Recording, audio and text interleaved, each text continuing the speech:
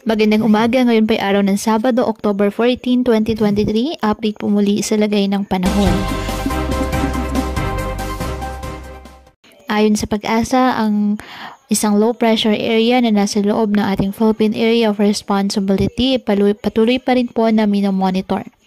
Huling namataan dyan po sa may west-northwest ng Puerto Princesa City, Palawan.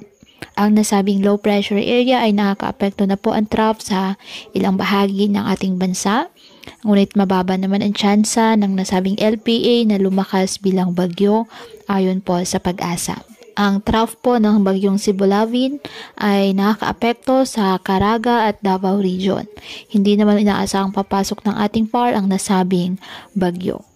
Northeasterly surface wind flow nakakaapekto naman ngayon sa Northern Luzon.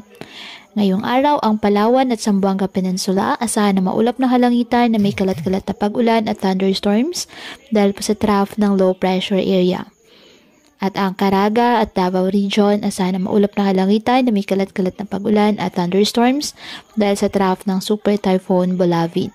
Ang Batanes, Cagayan, Isabela, Apayao at Abra asahan na bahagyang maulap hanggang sa maulap na halangitan with isolated light rains dahil po sa northeasterly surface wind flow at ang nalalabing bahagi ng ating bansa kasama ang Metro Manila bahagyang maulap hanggang sa maulap na halangitan with isolated rain showers or thunderstorms dahil po sa trough ng low pressure area at localized thunderstorms.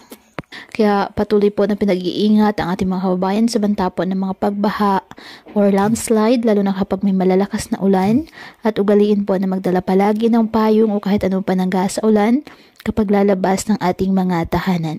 At yan po muna ang update sa lagay ng panahon ngayong araw. Muli patuloy po tayo na mag-ingat at palaging tandaan, God loves you. Stay safe and God bless.